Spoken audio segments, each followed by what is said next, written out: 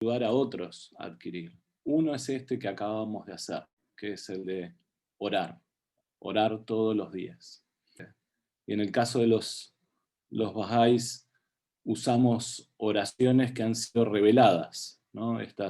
Algunas de estas oraciones inclusive son nuevas para los bahá'ís, son oraciones recién traducidas, que las ha escrito Abdul Bahá mismo.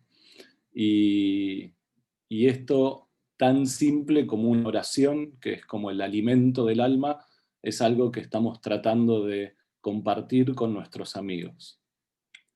Y el otro es el contacto con la palabra sagrada, estos textos sagrados que consideramos que son la guía para nosotros a nivel individual, para nuestra familia y para toda la sociedad. Y ustedes saben que en este camino de la escuela de verano de conocer más a Abdul Bahá, hemos recorrido sus cualidades en distintas charlas y también sus escritos. Gloria dio una charla relacionada a respuestas a algunas preguntas, y hoy tenemos una charla muy especial que nos va a dar Susana Joaí sobre un libro que algunos de ustedes conocen probablemente, que se llama El secreto de la civilización divina. Ustedes saben que hay muchas enseñanzas de la fe Bahá'í orientadas al individuo, ¿no? A cómo fortalecernos individualmente hacia la oración, la meditación, y cómo después eso traducirlo en el servicio a la humanidad. Pero también las enseñanzas que ha traído Bahá'u'lláh están orientadas al mejoramiento de la sociedad en su conjunto. Y este libro claramente tiene que ver con eso, con cómo Abdul Bahá interpretaba que esta civilización material se iría a transformar en una civilización divina. Así que con esta pequeña introducción, Susana, querida, adelante con tu charla. Y muy bienvenida. Muchas gracias. Buenos días. Realmente es difícil hablar después de ese banquete espiritual de la devocional, ¿no? Uno siente su corazón palpitando a mil y quisiera tener como tiempo para procesarlo. Pero bueno, las palabras de Darío también ayudan en esa transición, ¿no? Pero también podemos tratar de mantener ese espíritu, supongo, a lo largo de toda la mañana y ojalá a lo largo de nuestras vidas. Bueno, como decía Darío, realmente cada uno de los que hemos tenido oportunidad de compartir algo de la vida del maestro, de Abdul Bahá o de sus escritos, ha sido una gran oportunidad también para investigar, ¿no? Para deleitarnos, de conocer un poco más. Así que realmente me siento muy agradecida.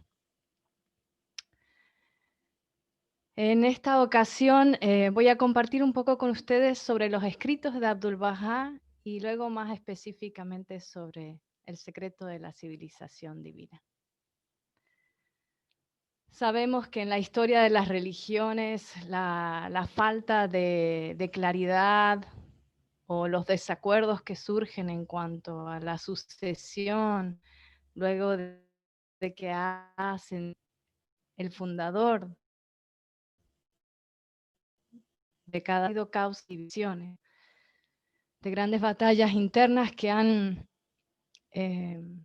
debilitado a la religión, han debilitado su capacidad de enseñar amor, armonía, unidad al mundo.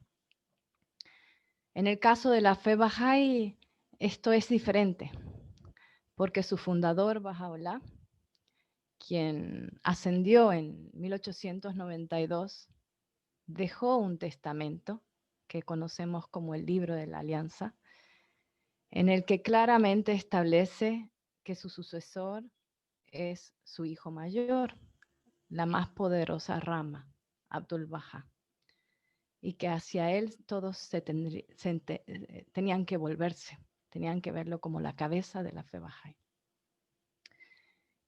Y este nombramiento lo recordamos cada 25 o 26 de noviembre, en el Día de la Alianza.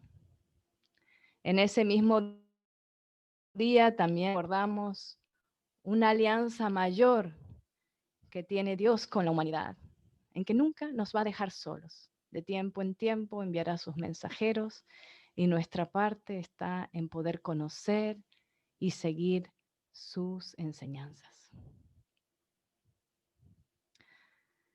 La Casa Universal de Justicia dice que Abdul-Bahá, como intérprete de la palabra de Baha'u'lláh, es una extensión de la palabra misma.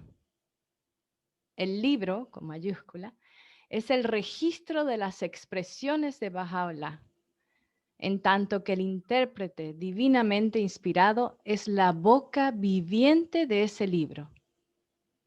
Él y solo él, es él y solo él quien puede afirmar autoritativamente lo que el libro significa.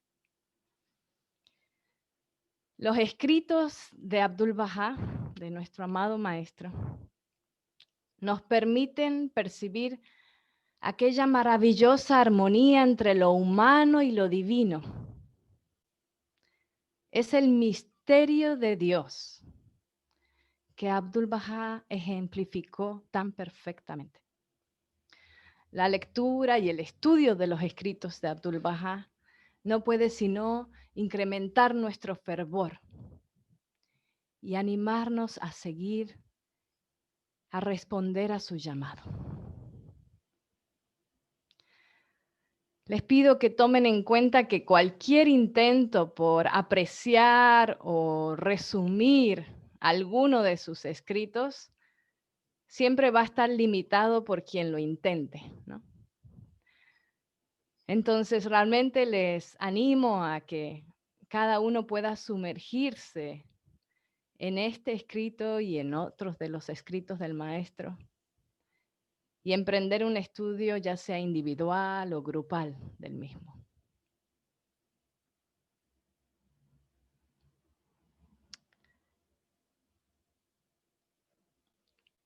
Bueno, El secreto de la civilización divina es un escrito un tanto diferente, porque es de antes de la ascensión de Baha'u'lláh. Es un mensaje, es un tratado dirigido al gobierno y al pueblo persa en 1875, cuando Abdul-Bahá tenía alrededor de 31 años, y fue escrito bajo las instrucciones de Baha'u'lláh. Este mensaje o tratado es descrito por Shoghi Effendi como la destacada contribución de Abdul-Bahá a la futura reorganización del mundo. Este tratado fue litografiado en Bombay en 1882 y se distribuyó ampliamente por Irán, bajo el nombre de Tratado de la Civilización. Su primera traducción al inglés fue publicada en 1910 en Londres, luego una segunda traducción en Chicago en 1918, bajo el título de Las misteriosas fuerzas de la civilización, y una tercera traducción fue publicada en 1957 ya con el título que lo conocemos, El secreto de la civilización divina.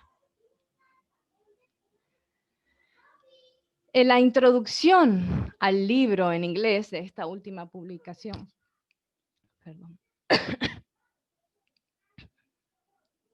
esta introducción fue escrita por la mano de la causa de Dios, Horace Holly, en 1956.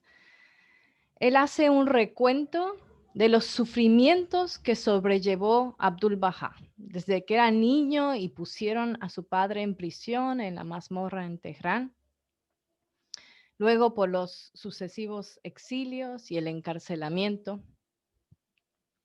Y menciona que a lo largo de todo este tiempo, Abdu'l-Bahá fue templado en la adversidad y salió espiritualmente triunfante. Y puso de manifiesto de forma progresiva aquellas cualidades y poderes sobre los cuales Baha'u'lláh erigió el futuro de su fe mundial.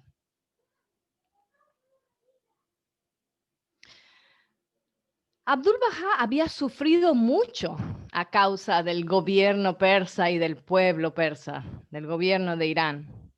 Sin embargo, él ofrece este mensaje, este tratado, como un regalo. Era un tesoro del iluminado entendimiento que tenía Abdu'l-Bahá acerca del colapso y el surgimiento de la civilización. Este documento, según Horace Holley, es una guía clara hacia el sendero de la futura grandeza y el modelo del verdadero orden social. Si bien este tratado es dirigido al pueblo de Persia, al gobierno persa, es en realidad aplicable a toda civilización moderna, ¿no? Al mundo actual, que pareciera estar al borde del desastre por las fuerzas del materialismo, del nacionalismo, del racismo y otras fuerzas que afligen a la humanidad actualmente.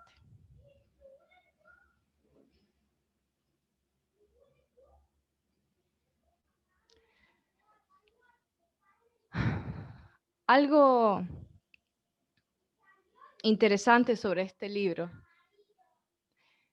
es que Abdu'l-Bahá no quiere que quede duda de que él lo ofrece como con un interés de bienestar para el pueblo de Persia. Y entonces es anónimo. O sea, cuando él lo escribe, no lo firma. Y de hecho, cuando se distribuyó ampliamente por Irán, no tenía su firma, no decía quién lo había escrito. Y en las primeras traducciones al inglés tampoco.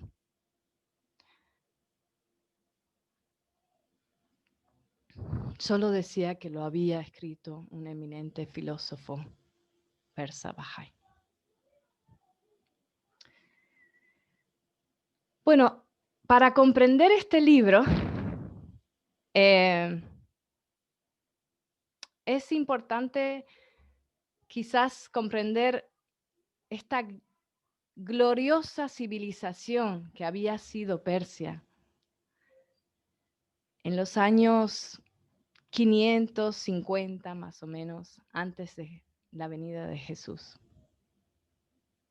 y cómo pasó a ser una nación frágil. Abdu'l-Bahá describe a Persia en ese tiempo de gloria, de gloriosa civilización, como el corazón del mundo, la antorcha luminosa ardiendo en la asamblea de la humanidad. Menciona que el esplendor de su erudición se difundía por Oriente y por Occidente. La fama de su rey había humillado a los gobernantes de Grecia y de Roma. Menciona que los mayores filósofos del mundo se maravillaban ante la sabiduría de los gobernantes de este imperio persa, y que su sistema político se convirtió en modelo para todos los reyes de los 4 continentes entonces conocidos.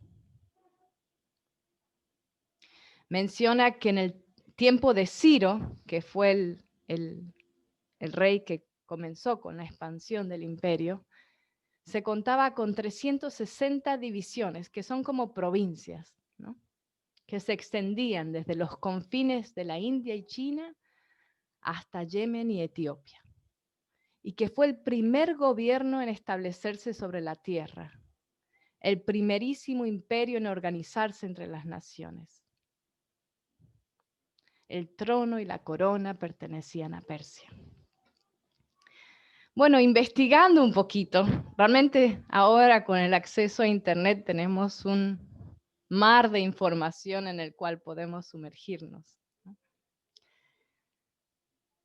Un poco encontré que el imperio persa llegó a tener una extensión aproximada de 5 millones de kilómetros cuadrados, con unos 10 millones de habitantes, y que se extendió por los territorios que actualmente conocemos como Irán, Irak, Turkmenistán, Afganistán, Uzbekistán, Turquía, Rusia, Chipre, Siria, Líbano, Israel, Palestina, Grecia, Egipto, Libia, Bulgaria, Pakistán, así como ciertas áreas del Cáucaso, Sudán y Asia Central.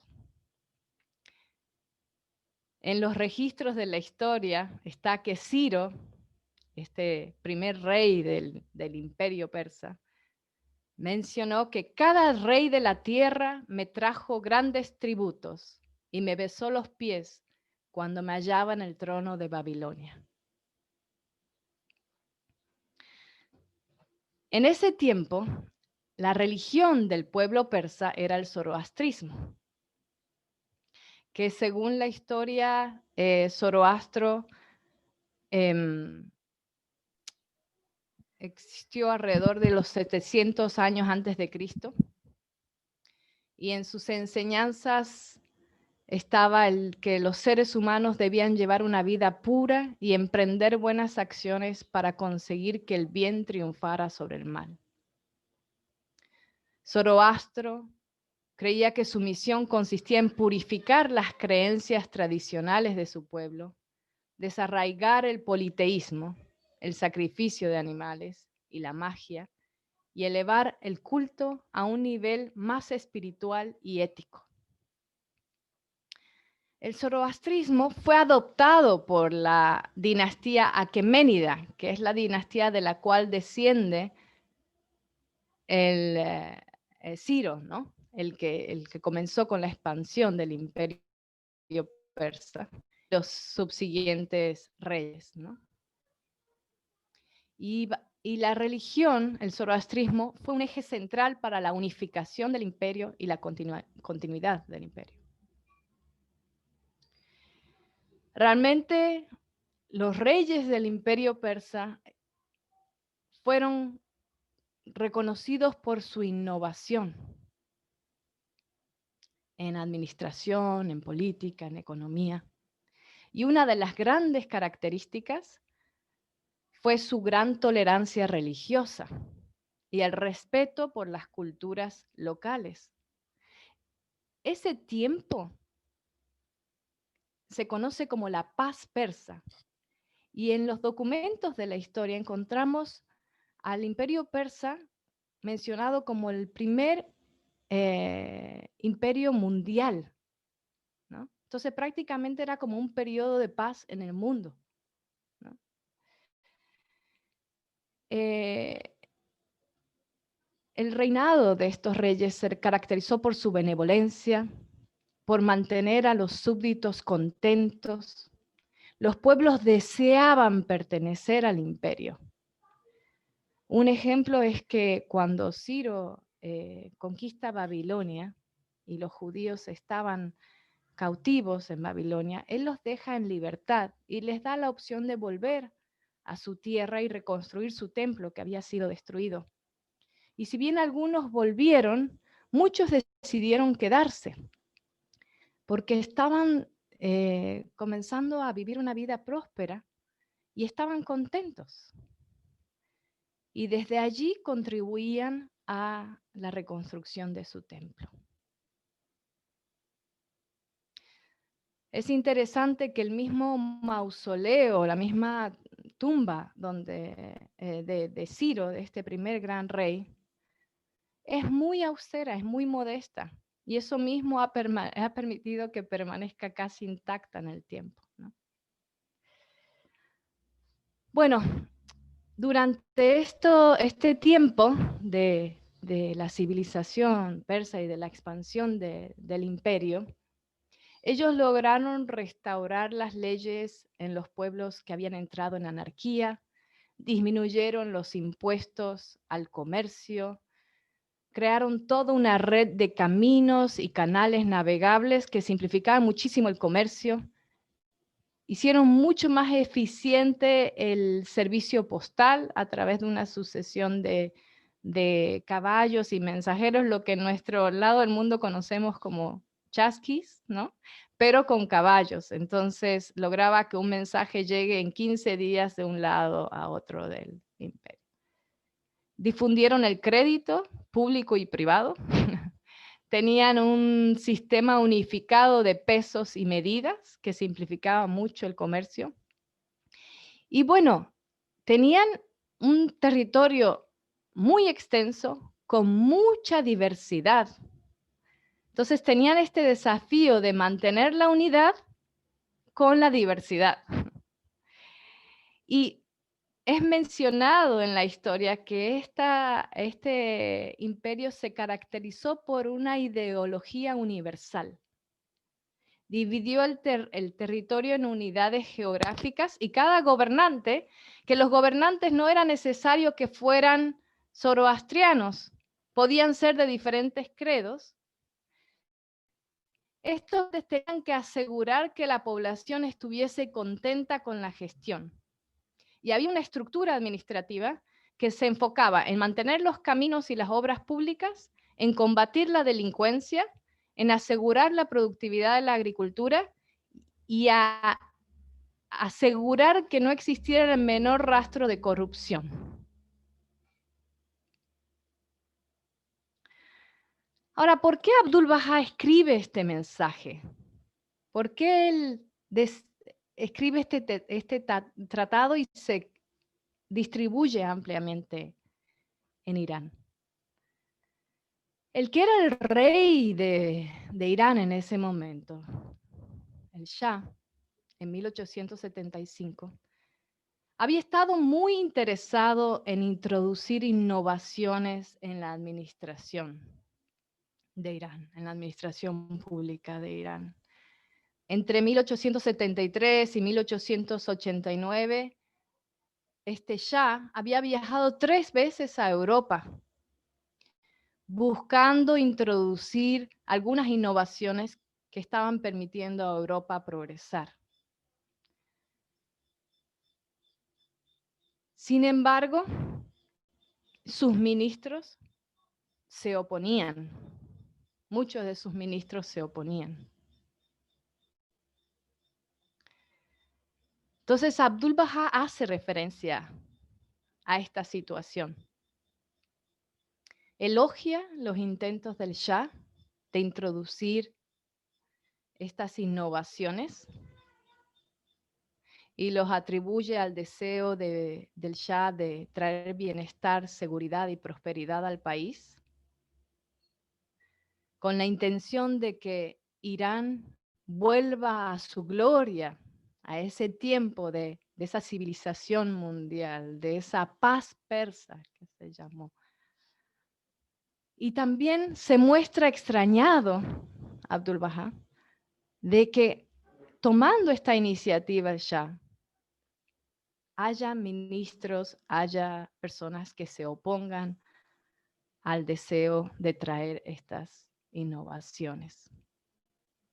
Y menciona que la razón de esa oposición es el egoísmo, el deseo de no perder su poder, la falta de una reflexión crítica, y que las personas que estaban liderando esta oposición estaban manipulando a las masas, haciéndoles creer que estas innovaciones venían de pueblos paganos y que si Irán introducía estas innovaciones, también serían de estos pueblos paganos, como que estarían imitando a los pueblos paganos.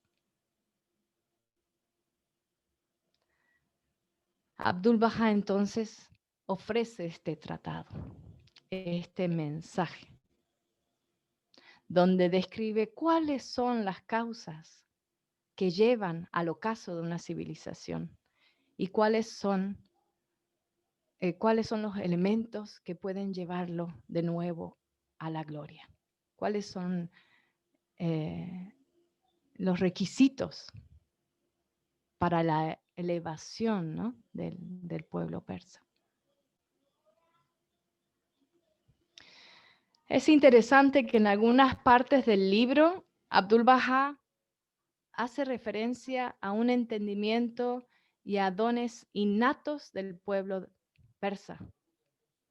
Habla de un patrimonio de brillantez, por esa historia que tenía el pueblo persa. Habla de un patrimonio de brillantez, de una habilidad natural. Y menciona que siempre han superado a los demás pueblos en los dones conferidos por nacimiento. Y pone énfasis en cómo la educación puede liberar esos dones innatos que tiene el pueblo persa. No sé cómo voy hasta ahí con el tiempo, Dariush. Si me ayudan un poquito a saber cuánto tiempo me queda. 2 horas más, Susi, no hay problema, nos encanta, la vamos escuchando. Cuidado con esas Seguí afirmaciones. tranquilo. Voy a seguir. Bueno.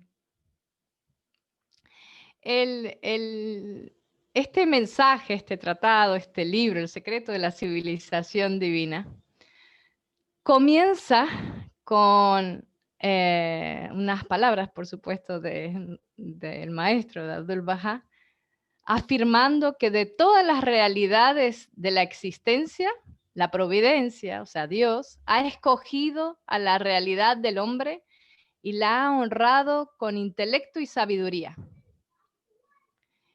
Y menciona estas palabras que quiero compartir. Dice, a través del instrumento de este gran don, del intelecto, él en cada época, él referido a Dios, en cada época ha reflejado en el espejo de la creación nuevas y maravillosas configuraciones.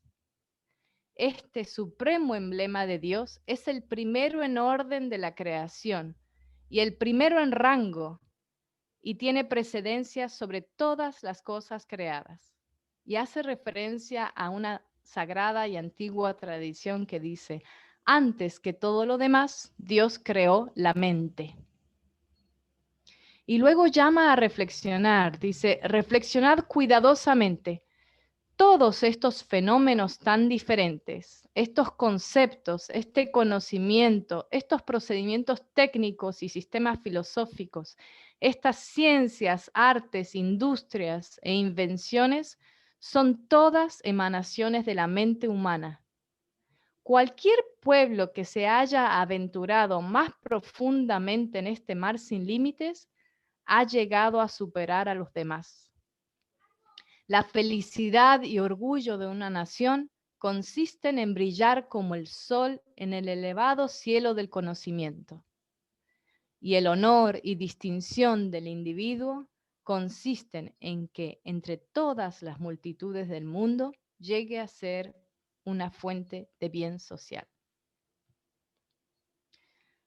Mi entendimiento del hecho de que esto estuviera al inicio del tratado, es un llamado, ¿no? Un llamado a reconocer el poder del intelecto, a reconocer el poder de la mente, un llamado a todos a pensar, a realmente pensar. Más adelante en el libro, Abdu'l-Bahá menciona que una de las causas del colapso de la civilización es el rechazo a pensar. Entonces, yo siento que en estas primeras palabras, él llama a todo el pueblo persa y a toda la humanidad, por supuesto, a pensar, ¿no? Y luego habla de cuál es el propósito, ¿no?, del conocimiento. Y habla de la felicidad, de ser una fuente de bien social. Bueno, todo el tratado habla de las causas, como les mencionaba, del colapso de la civilización y las causas que lo llevarían de nuevo a su gloria, ¿no? Entonces quería compartir con ustedes algunas de las que son mencionadas y otra vez recordar que realmente uno es muy limitado para poder hacer este tipo de resumen y ojalá todos podamos emprender el estudio tanto de la historia de esos tiempos de gloria de Persia como de este documento tan valioso que Abdu'l-Bahá nos dejó, ¿no? Bueno, entre los motivos que Abdu'l-Bahá detalla en el libro que impedían a Persia volver a su gloria, menciona, pone énfasis en la corrupción, en la ignorancia de las masas y en el abandono de las verdades esenciales de la religión. Describe a las pasiones y a los deseos vanos como los vientos, como vientos que llevan a la deriva, ¿no? Como los líderes y la población que están inmersos en sus pasiones y deseos vanos, es como si estuvieran siendo llevados por vientos hacia la deriva. Y pregunta Abdu'l-Bahá, ¿hasta cuándo continuará este conflicto de opiniones, este inútil antagonismo, esta ignorancia, este rechazo a pensar? Menciona que se ha sacrificado la felicidad perdurable de la sociedad a cambio del provecho transitorio. Acuérdense que el rey estaba tratando de introducir innovaciones a la administración y encontraba mucha oposición. Mucha oposición. O si no, estos ministros les decían, bueno, vamos poco a poco, vamos viendo que surja del propio pueblo persa las innovaciones, ¿no? También Abdu'l-Bahá habla de la ausencia de una opinión pública unificada, la falta de celo y resolución y la falta de devoción de los líderes del país. Habla de que la ley religiosa no tenía un papel decisivo, que en realidad los líderes religiosos, cada uno decidía según su interpretación, ¿no? O su opinión personal, según sus impulsos, ¿no? Pero la ley religiosa como tal no tenía un papel decisivo. Habla del fanatismo y de un celo religioso irracional. Menciona que no solo rechazaban a los adherentes de las otras religiones en ese tiempo en Irán, ¿no? Ahora estamos hablando de 1875, ¿no? Ya no del tiempo de gloria de Persia. No solo rechazaban a los seguidores de otras religiones, sino que también rechazaban tratarlos con cortesía, ¿no? Con el mínimo de cortesía. Habla de que la imitación insensata, sin pensar, la imitación de las masas de estos líderes religiosos, de este fanatismo, y la falta de educación eran las principales causas de la caída en la ignorancia y la degradación. Menciona en el texto Abdu'l-Bahá que debido a la inadecuada educación, la mayor parte de la población carece incluso de vocabulario para expresar lo que desea. Eso me impactó mucho. Bueno, todo el texto. También menciona que otra de las grandes causas de que Irán no estuviera pudiendo volver a su gloria anterior eran las supersticiones que provienen de la falta de la sabiduría y del entendimiento y una insuficiente observación y análisis, ¿no? Esos son solo algunos de los aspectos que son mencionados en el libro como impedimentos para que Persia pudiera volver a su gloria. Y luego, paralelamente, en realidad, en todo el texto, Abdu'l-Bahá va explicando lo que requiere Persia para volver a elevarse. Y voy a compartir algunos de estos aspectos. habla de que se requiere un esfuerzo masivo y desinteresado y una acción decidida. Habla de que es necesario introducir los emprendimientos progresistas y que es necesario considerarlos con equidad y sin prejuicio, ¿no? Sin los prejuicios que con los cuales estaban justificando los ministros su oposición, ¿no? Entre esos emprendimientos progresistas, Abdu'l-Bahá destaca la expansión de la educación. Él menciona que es importante que la educación se expanda a todos los confines, ¿no? A los pueblos más pequeños, y que se desarrollen las artes y las ciencias útiles. Dice que si es posible, la educación debería ser obligatoria, y también pone énfasis en que la currícula tendría que ser revisada, la currícula académica de las escuelas. Compara el que la educación pueda llegar a todas partes con los nervios y las arterias de una nación que se vivifican a través de la educación. Dice que hasta que esto no suceda, toda medida que se intente sería en vano. Y menciona que el pueblo es como el cuerpo humano, y la determinación y la voluntad que surgen de la educación es como el alma, y que un cuerpo carente de alma no se mueve, ¿no? Otro de los emprendimientos progresistas que él destaca en el texto es el establecimiento de una legislación justa, una legislación que esté conforme con las leyes divinas, que garanticen la felicidad de la sociedad y protejan los derechos de toda la humanidad, y que sean la prueba, la balanza, ¿no? Que permitan asegurar la integridad de los miembros de la sociedad y su igualdad ante la ley.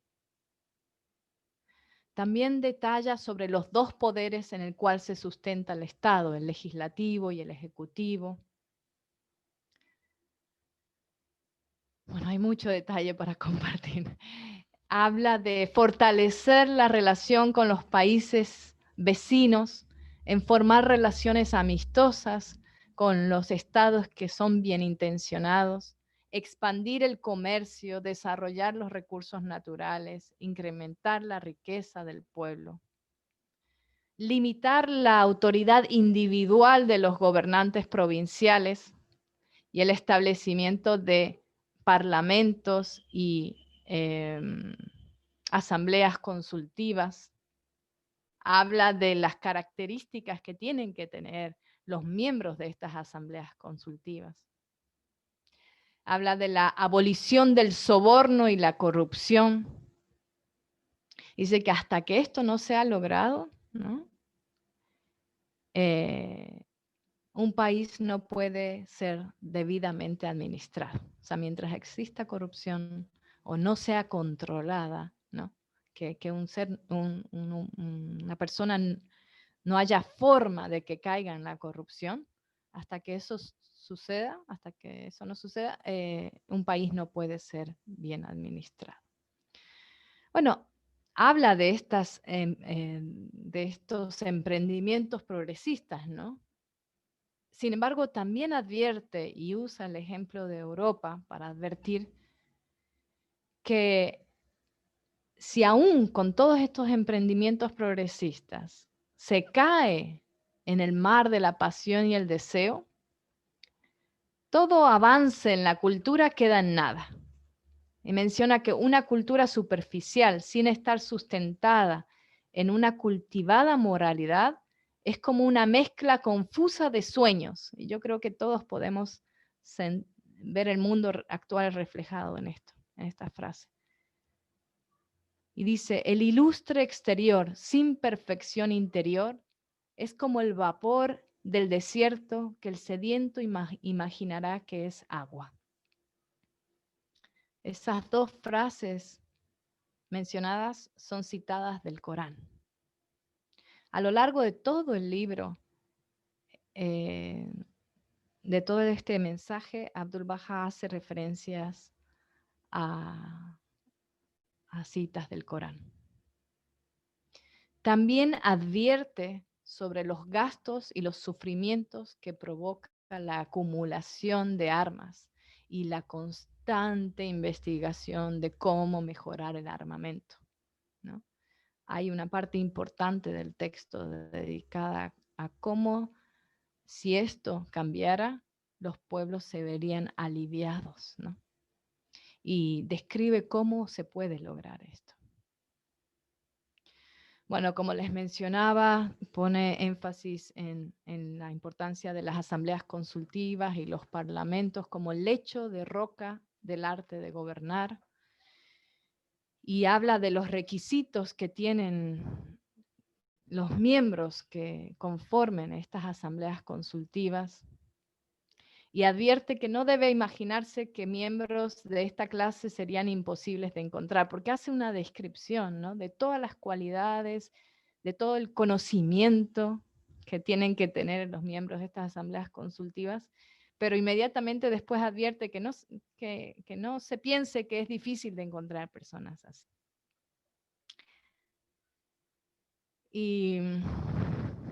Y bueno, está también en este texto esta frase que tanto hemos escuchado y está escrita en el contexto de estas cualidades que tienen que tener quienes formen parte de estas asambleas consultivas y parlamentos, que dice: la felicidad y la grandeza, el rango y posición, el deleite y la paz de un individuo jamás han consistido en su riqueza personal, sino más bien en la excelencia de su carácter, su elevada resolución, la amplitud de su ilustración y su capacidad para resolver dificultosos problemas.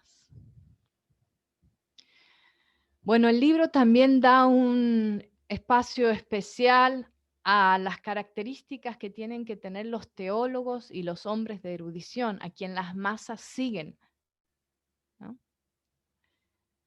Y hace referencia a una tradición autorizada. Menciona sobre la erudición que en cuanto a aquel entre los eruditos debe cuidarse, defender su fe, resistir sus propias pasiones y obedecer los mandamientos de su Señor. Es luego el deber de la gente parecerse a Él.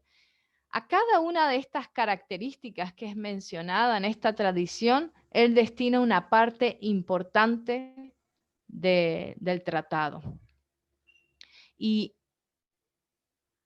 deja claramente establecido Abdu'l-Bahá en el texto cómo la rectitud humana es la base esencial de la verdadera civilización y cómo la religión y la creencia en un Dios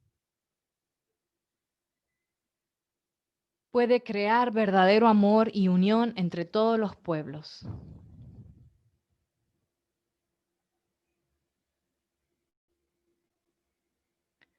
Menciona que la verdadera fe religiosa es el medio para que un ser humano se aparte de sus propias ventajas egoístas y sacrifique su propio bien por el de la comunidad. El texto ejemplifica estos puntos anteriores que he compartido a través de un relato de la historia de las religiones judía, cristiana e islámica. Y como ya les mencioné, va sustentando sus afirmaciones con citas del Corán. Y demuestra cómo con cada religión, una vez más, el viejo mundo se volvió nuevo y su cuerpo inerte brotó con abundante vida. La tiranía y la ignorancia fueron destronadas e imponentes palacios de erudición y justicia fueron erigidos en su lugar. Un mar de ilustración se agitó y la ciencia derramó sus rayos. Con el relato que Abdu'l-Bahá hace del surgimiento de cada una de estas religiones, la judía, la cristiana y la islámica, él deja claramente establecido cómo con cada religión un viejo mundo se volvió nuevo. Bueno, para finalizar, quería volver a la introducción que hace Horace Holly, La mano de la causa de Dios, de la introducción que hace a este texto. Y que a mi juicio demuestra cómo el desarrollo de una nación puede ser totalmente coherente con el principio de la unicidad de la humanidad y la unidad en diversidad. A veces los vemos como excluyentes, pero realmente todo el texto de Abdu'l-Bahá deja en evidencia cómo esto es posible. Horace Holly dice que para Abdu'l-Bahá la civilización es un organismo sustentado por un espíritu que todo lo guía y penetra. Un organismo en el cual cada órgano, aunque diferente de los demás órganos, cumple su función para la totalidad del cuerpo. La igualdad absoluta es la falsa interpretación de la justicia. Solo en la unidad puede el hombre encontrar la culminación, pues la unidad es un espíritu que anima a la diversidad del hombre. Este espíritu es la expresión del amor de Dios por la humanidad y su luz ha sido hasta ahora eclipsada por lealtades menores, divisivas y temporarias, las cuales han reclamado a los corazones humanos. Y Horace Holly dice que el maestro Abdu'l-Bahá es el primer ciudadano de la mancomunidad del hombre y que en su concepción descubrimos esta mancomunidad.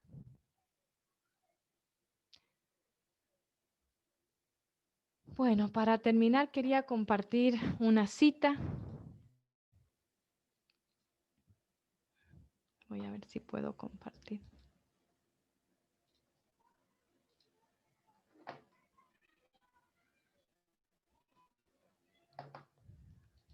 Me dicen si la pueden ver.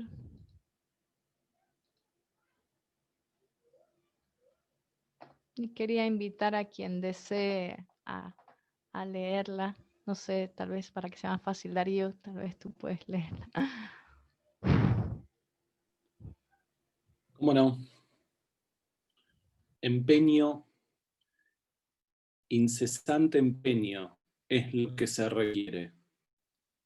Nada que no sea una indómita determinación hará posible que se logre. Muchas causas que en épocas anteriores se consideraban puramente ilusorias, en la actualidad ya se han convertido en algo muy sencillo y practicable. ¿Por qué esta grandiosa y elevada causa, el lucero del firmamento de la verdadera civilización y el causante de la gloria, del progreso, del bienestar y del éxito de toda la humanidad, habrá de ser considerada como imposible de lograr? Seguramente el día llegará cuando su hermosa luz habrá de iluminar la congregación de los hombres. Abdu'l-Bahá.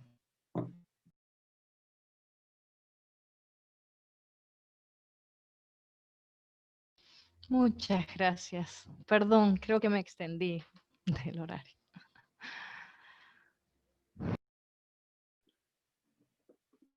Muy bien, queridos amigos. Vamos a abrir nuestros micrófonos y agradecerle muy fuerte que lleguen los aplausos a La Plata, donde está su... Hermoso. Bravo, felicidades. Gracias. Hermoso. Gracias, Susi. Hermosa charla. A leer de nuevo el libro. Increíble. Excelente. Excelente. Susi. Muchísimas gracias. Y muy actual para uso actual para todos nosotros. Bien. Para transmitir Sí. todos nosotros. Wow.